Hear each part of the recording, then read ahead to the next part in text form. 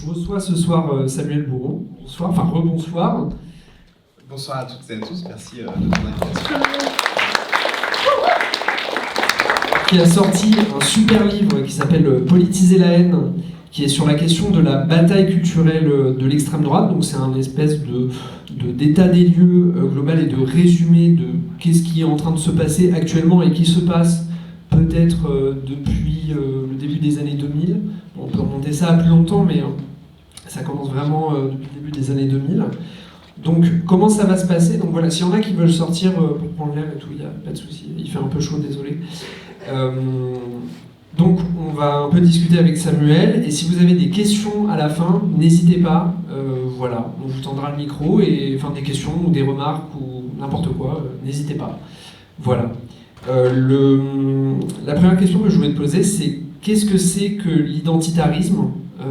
C'est quoi la sphère identitaire en France? Alors, ce qu'on appelle la sphère identitaire, elle se construit au début des années 2000 et elle est pas si éloignée. Enfin, le fait qu'elle se reconstruise dans les années 2000 a des raisons pas si éloignées de celles que tu abordes dans le film, puisque en fait il y avait un militant qui s'appelait Maxime Brunery qui gravitait, on va dire, dans cette sphère de l'extrême droite radicale. Et notamment d'unité radicale, qui va tenter d'assassiner Jacques Chirac quand il est président de la République, ce qui fait qu'unité radicale va être dissous, et il y a une partie en fait des cadres d'unité radicale qui vont créer les jeunesses identitaires et un parti aussi qui s'appelle le Bloc identitaire en 2002. Donc ça c'est pour la petite histoire, et ça montre que la vraie histoire en fait est pas si éloignée pour le coup de ce que tu montres de la fiction. Ce qui me semble important de dire et qui permet aussi d'éclairer la tension qui est construite dans le film, c'est que être identitaire, c'est penser fondamentalement qu'il y a une incompatibilité entre des racines culturelles, on pourrait dire, et notamment entre des racines qui seraient, alors ça n'a pas toujours été, mais aujourd'hui des racines plutôt chrétiennes, plutôt blanches, et notamment l'islam, qui porterait en fait une culture politique qui serait fondamentalement incompatible. C'est pour ça en fait que les identitaires parlent de grands remplacements ou aussi de choc des civilisations. C'est l'idée que comme on est fondamentalement incompatible, en fait la seule issue possible, c'est en fait une sorte de guerre civile. C'est-à-dire qu'à la fin, il y aura soit eux, soit nous. Et donc, ça justifie le fait qu'il faut se préparer à cette guerre qui est inexorable, qui va arriver. Donc les identitaires, en fait, se constituent en premier rempart de cette guerre civile à venir. Il y a un concept dont tu parles dans ton livre qui est très important, qui est le concept de la métapolitique. Est-ce que tu peux en parler? Parce que ça, c'est extrêmement structurant dans l'extrême droite contemporaine. Oui, c'est vraiment quelque chose de central, et là aussi, il en est question dans le film. Vous avez peut-être entendu parler de cette idée de bataille culturelle. Donc, c'est quelque chose qui n'est pas récent, hein, qui date des années 60, de ce qu'on appelle la nouvelle droite. Et c'est l'idée que, puisqu'on est ostracisé, puisqu'on est minoritaire, alors de moins en moins en fait, ça sert à rien en fait de se fatiguer à essayer de tout de suite gagner une élection. Ça marchera pas de faire la révolution par les armes, mais par contre, on peut préparer la victoire politique en essayant de faire infuser les idées dans l'espace public. C'est ça la bataille culturelle, c'est cette métapolitique qui reprenne à un penseur marxiste qui s'appelle Gramsci, qui avait théorisé ça en fait. C'est l'idée que les idées doivent d'abord être consensuelles, pour ensuite l'emporter sur le plan politique. Et c'est vraiment ce qui domine aujourd'hui comme stratégie à l'extrême droite. Et c'est ce qui fait que toute cette sphère identitaire, elle va travailler, elle va orienter sa stratégie politique vers les médias. Ce qu'on voit bien dans la scène du communiqué de presse, où ils prennent beaucoup de soin en fait, à communiquer vers l'extérieur, et chez les identitaires, on est préparé à ça, à écrire des communiqués de presse, à avoir un annuaire de journalistes, à vraiment réfléchir à la façon dont les messages vont être reçus, à orchestrer des buzz médiatiques, tout ça fait partie aujourd'hui de la formation des identitaires, je dirais comme n'importe quelle organisation politique, mais c'est quelque chose en tout cas qui est vraiment très très fort. Il y a quelques années, donc c'était au début des années 2010, tu as infiltré un groupe identitaire. C'est quoi le profil sociologique d'un identitaire? Comment on peut les repérer aujourd'hui dans la rue? Moi, je trouve que c'est vraiment un des éléments forts, je dirais, du film, et de ce que j'ai beaucoup aimé dans nos premiers messages, et y compris avant même d'avoir vu le film, et dans les photos en fait présentant le film. J'ai vu en fait les physiques, les corps en fait des identitaires. Je me suis dit waouh, mais c'est tellement bien fait. Enfin, je m'y suis revu en fait. C'est-à-dire que c'est un film que je trouve extrêmement juste dans à la fois les interactions, les façons de parler, les mots qui sont utilisés, la fréquence, la tonalité. Voilà, c'est vraiment très fin sur le plan. On pourrait dire micro-sociologique, et j'ai pas vu en tout cas de fausses notes par rapport à ça. Ça, je trouve que c'est vraiment une grande réussite du film. Donc pour répondre plus à ta question, ce que je trouve intéressant aussi, c'est que l'extrême droite, elle est souvent, en tout cas les militants d'extrême droite, ils sont souvent présentés comme des militants justement un peu perdus, un peu beaufs, un peu raciste. En fait, c'est l'idée que, en fait, on devient d'extrême droite parce qu'on est au banc de la société, parce qu'on est un chômeur, parce que on serait exclu socialement, en fait. Et c'est vrai que ça fait partie de leur récit qui voudrait que, finalement, ce sont des victimes du système, et d'ailleurs, ils seraient anti-système. Et c'est vrai que ça a été longtemps représenté par la figure du bonnet, le crâne rasé, violent, très reconnaissable physiquement. Et maintenant, c'est plus du tout le cas, en fait, vous l'avez vu, et je pense que ça, c'est très très bien montré dans le film. C'est le fait que ce sont des personnes ordinaires, plutôt de classe moyenne, avec des cheveux qui ont poussé sur la tête. Maintenant ils ont des cheveux de riches là en fait, avec la mèche comme ça, c'est très bien fait ça aussi, les chemises, etc. En fait ils s'habillent plus aujourd'hui comme des cadres économiques que comme des personnes de classe populaire. Et puis ils sont chez les jeunes militants comme ça, ils sont enseignants, enfin ils sont étudiants, donc ils font des études, on les retrouve dans les syndicats étudiants. S'il y a des étudiants ici, en fait peut-être vous en côtoyez aussi dans les différentes disciplines. Et puis surtout, ce qui a beaucoup changé par rapport à ça, c'est que par le passé, jusque dans les années 90, quand vous étiez un FAF, ça posait problème en fait dans votre vie quotidienne. C'est-à-dire que il y a des gens qui voulaient plus vous parler, vous pouviez perdre votre boulot ou avoir des difficultés à en trouver. C'est-à-dire que avoir cette étiquette de FAF, en fait, ça vous conduisait à une forme d'exclusion sociale. Et aujourd'hui, c'est plus forcément le cas, en fait. Passer par ces groupes-là, ça peut tout à fait ouvrir des portes. La dernière scène, elle est hyper intéressante pour ça. Mais vous pouvez faire aussi des carrières politiques au Rassemblement National ou ailleurs, faire des carrières dans les médias, etc. C'est aussi ça qui participe de cette normalisation de l'extrême droite qui est très bien montrée, encore une fois, par rapport à ça. Il y a un chapitre du livre qui s'appelle « Un écosystème médiatique sur mesure », donc je trouve que c'est un très bon résumé. Donc ma question c'est, la question est large, mais est-ce que tu peux résumer comment, en fait, est-ce que les médias ont besoin de l'extrême droite et comment l'extrême droite ont besoin des médias? Et en fait, comment ils sont reliés moi je ne sais pas le dater, mais en tout cas aujourd'hui c'est assez flagrant. Oui, effectivement, c'est quelque chose que j'ai travaillé en fait dans le livre. Aussi en travaillant sur les connexions entre les médias, on va dire, et l'extrême droite. Et elles sont, pour aller vite, ce que je peux dire, c'est que aujourd'hui, l'extrême droite, elle va pas tellement en fait diffuser son discours par un programme politique qui serait extrêmement structuré. En fait, il n'y a pas vrai. Enfin, je veux dire, les idées d'extrême droite, elles ne sont pas très nouvelles aujourd'hui. Elles existent depuis des décennies déjà. donc, ils apportent très peu de chiffres, etc. Mais par contre, ce qu'ils vont beaucoup plus travailler, c'est des paniques morales, en fait, voilà, des faits divers. Ils vont reprendre, je sais pas, si vous vous rappelez du meurtre de Lola, par exemple, de Thomas Crépol, ce genre de choses. Parce que, en fait, ça va être beaucoup, c'est ce qu'on apprend chez les identitaires, c'est moi ce que j'ai été formé à ça en tant que militant. On va apprendre vraiment à faire du buzz, en fait, à scandaliser.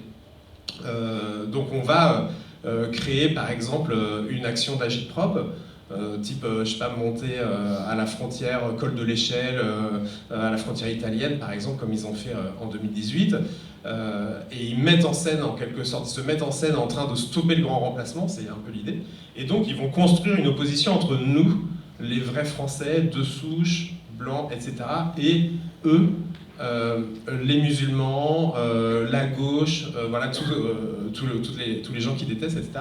Donc ça va beaucoup passer par les émotions, et c'est ça qui va se diffuser dans les médias, je dirais.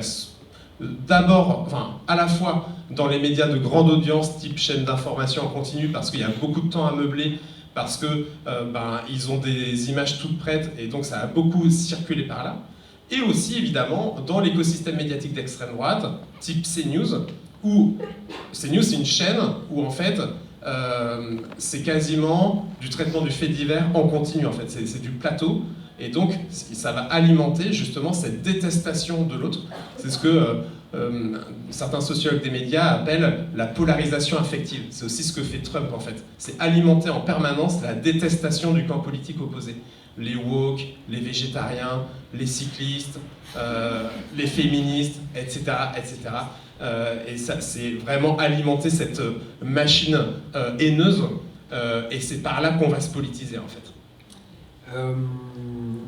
Du coup, par rapport un peu au film, une des idées des personnages identitaires, notamment les cadres du groupe identitaire fictif, c'est qu'ils vont se réapproprier les idéologies, les théories, les modalités d'action. Je pense, je ne sais plus comment ça s'appelait dans les années 90, le camp, c'était ACT UP, avec le sida, qui ont inventé tout un système d'action qui se répercutait médiatiquement, et en fait les identitaires ils ont vraiment repris ça. Nous on invente des trucs à gauche qui sont super, qui sont très efficaces, et après ils sont happés par l'extrême droite, et notamment et surtout les identitaires qui ont, j'ai l'impression, basé leur stratégie là-dessus dans les années 2010. Du coup, qu'est-ce que tu peux dire à ce niveau-là, au niveau de ce qu'ils reprennent, comment ils vampirisent la gauche? Ouais, tu as tout à fait raison. Donc, les identitaires, ils se définissent comme un Greenpeace de droite, ou ACT UP, c'est-à-dire des groupes de gauche qui, pour attirer l'attention des médias, ont créé des actions spectaculaires, en fait. Greenpeace, c'est comme ça qu'ils sont montés. Et les identitaires, ils ont essayé de faire pareil. Ce que je trouve hyper intéressant, c'est qu'en gros, aujourd'hui, les actions de Extinction Rébellion, c'est limite si tout le monde s'en fout, en fait. Enfin, ça va faire très peu de buzz, justement. Là où les actions des identitaires vont faire beaucoup plus parler. Parce qu'en fait, ils profitent d'un cadre islamophobe qui est aujourd'hui extrêmement dominant, et qui va bien au-delà, en fait, de l'extrême droite. Voilà, quand moi j'étais chez les identitaires, il y avait toute une stratégie de faire des alliances, par exemple, avec ce qui est devenu aujourd'hui le printemps républicain, avec des personnalités comme Caroline Fourest, par exemple, avec des personnes qui se réclament de la laïcité nouvelle version, version conservatrice. Et donc, ce que je veux dire, c'est qu'ils vont parvenir, en fait, à faire parler, à diffuser ce cadrage médiatique d'extrême droite, mais aussi parce que c'est peut-être un cadrage qui est aujourd'hui relativement consensuel et relativement dominant. Bon, c'est toute l'histoire de l'islamophobie en France et du racisme tel qu'il est structuré aujourd'hui. Toi, tu es sociologue, et la droite et l'extrême droite détestent la sociologie pour des raisons qu'on peut comprendre, parce que les faits, les études et les données empiriques prouvent que la plupart de leurs idées, de leurs programmes en fait sont incohérents, enfin sont très cohérents pour eux et leur servent leurs intérêts, mais sont incohérents d'un point de vue objectif. Toi, qu'est-ce que tu as à dire là-dessus, en fait, sur ce rapport entre les sciences humaines et l'extrême droite, et peut-être aussi comment ils récupèrent parfois certains acquis des sciences humaines à leur avantage? Désolé, on n'avait pas préparé cette question, mais... Oui. Oui, c'est alors il récupère plein de choses. Donc, du coup, je prolonge aussi ta question d'avant parce que évidemment, la laïcité, la liberté d'expression, la République, tout ça, en fait, ce sont des valeurs qui ont été portées historiquement par le camp progressiste, qui avaient des vertus émancipatrices et qui sont aujourd'hui dévoyées dans un sens réactionnaire, conservateur. Ils peuvent aujourd'hui, ils vont de la même manière, je dirais, reprendre certains acquis à la fois du camp progressiste et des intellectuels qui portent ce camp, notamment les sociologues, les bons sociologues, hein, pas les mauvais. Et du coup, on le voit par exemple avec le groupe Nemesis. Je ne sais pas si vous connaissez un groupe qui se dit féministe en fait et identitaire. Et ça, c'est intéressant parce que là aussi, c'est quelque chose qui a été travaillé dans le film. C'est l'idée que ils reprennent, y compris en fait, certaines idées des féministes, certains acquis féministes, notamment le fait que y a des violences sexistes et sexuelles, aujourd'hui, on est en droit d'avoir une égalité en droit entre hommes et femmes. C'est pas quelque chose qui se retrouvait dans le fascisme historique. Donc il y a quand même des évolutions et ils essayent de s'adapter au monde d'aujourd'hui, en fait. Et en même temps, ce féminisme, il est orienté vers un nationalisme, ce qu'on appelle parfois le fémonationalisme, c'est-à-dire l'idée que ces violences faites aux femmes seraient commises uniquement, exclusivement en fait, par des hommes étrangers, là aussi aux racines culturelles autres, des allogènes, et qui bon, c'est un peu le truc classique à l'extrême droite, ils viennent violer nos femmes, en fait. Donc ça soutient en fait ce projet, cette idéologie identitaire. Donc il y a toujours un peu ces deux versants, quoi. À la fois on modernise, on prend des choses, par exemple, ils ont pu se dire effectivement écolo, décroissant, pour la relocalisation, et en même temps, là aussi c'est une adaptation de ces théories-là à l'extrême droite. Voilà, c'est contre la mondialisation, contre l'islamisation, etc. Il y a toujours une orientation qui fait que vraiment au cœur de la pensée des identitaires, c'est vraiment ça, quoi. C'est la lutte contre les musulmans voilà, j'ai pas rencontré de militants qui sont en tout cas qui portent dans leur chair la lutte contre le dérèglement climatique, en fait. Enfin, c'est pas ça le cœur du truc. Bon, tu as répondu à ma question d'après, et du coup je vais avoir une dernière question. Ton livre se clôt dans mon souvenir sur une partie sur la viande à l'extrême droite. Donc il y a toute une partie sur la viande au début du film. Qu'est-ce que tu peux nous dire sur à quoi sert la viande à l'extrême droite? Ouais, c'est vraiment... c'est marrant parce que quand on parle de la viande comme ça, on se dit c'est bon, c'est un peu anecdotique en fait, la viande. Et en fait, c'est vrai qu'il y a quand même... c'est hyper clivant en fait, la viande. L'extrême droite s'en saisit, mais pas que. Hein. Sandrine Rousseau a fait un livre dessus. Fabien Roussel aussi le met en avant, que c'est vraiment un marqueur identitaire en fait. Et donc l'extrême droite, c'est vrai, on le met en avant notamment dans ses vidéos, donc à travers des influenceurs comme Baptiste Marchais par exemple. Et donc c'est une façon pour eux de travailler, il me semble, des hiérarchies masculines. Et ça aussi, j'ai bien aimé dans le film le fait de marquer ces dispositions virilistes, parce que évidemment le racisme il est omniprésent. Il y a l'idée qu'on se construit comme un blanc, un vrai, quoi, un blanc authentique.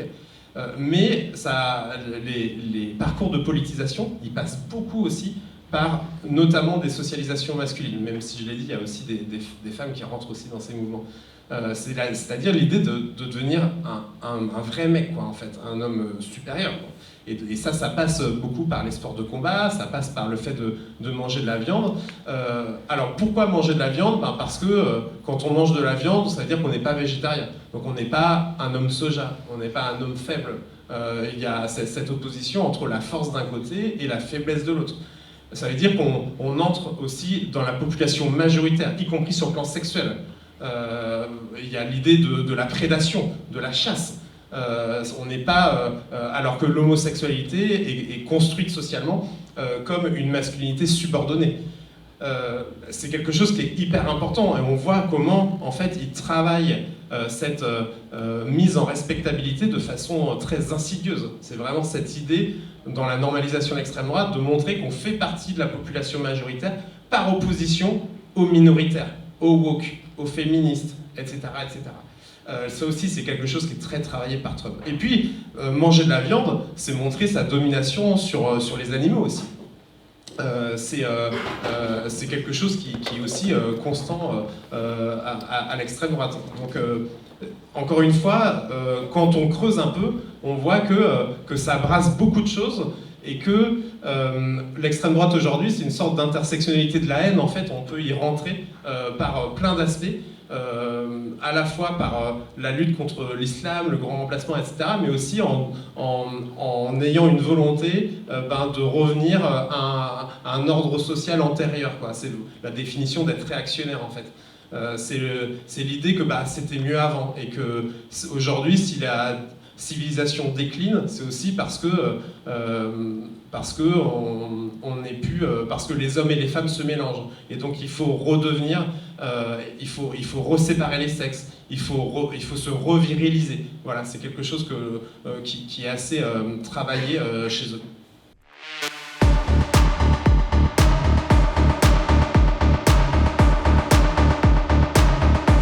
On reconnaît que Damien Cordonnier faisait partie du groupe. Par contre, il a agi tout seul, d'accord? C'était un loup solitaire. On dit qu'il était jeune, violent, névrosé, l'inverse de nous.